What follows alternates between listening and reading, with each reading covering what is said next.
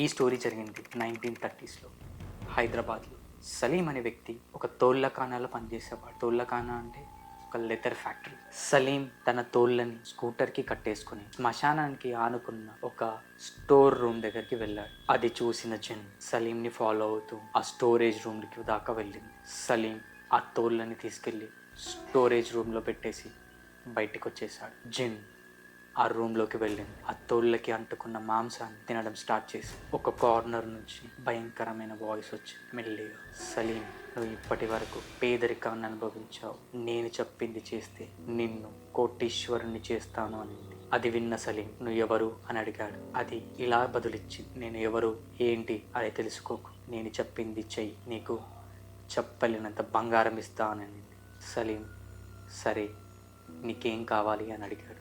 ఆ జిన్ లోపలికి ఒక మేకని తీసుకొచ్చి కట్టేసి నువ్వు బయటికి వెళ్ళిపో అని చెప్పింది. సలీం చెప్పిన విధంగానే ఒక మేకను తీసుకొచ్చి లోపల కట్టేశాడు. మరుసటి రోజున ఒక గుప్పెడు బంగారం చూశాడు సలీం.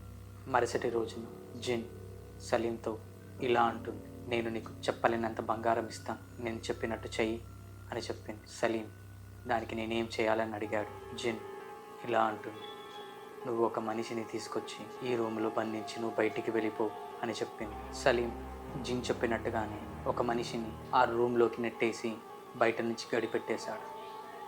నెక్స్ట్ డేన చెప్పలేనంత బంగారం జిన్ సలీంకి ఇచ్చింది. జిన్తో కూడిన స్టోరీస్ మా నాన్నమ్మ మాకెప్పుడు చెప్పేది.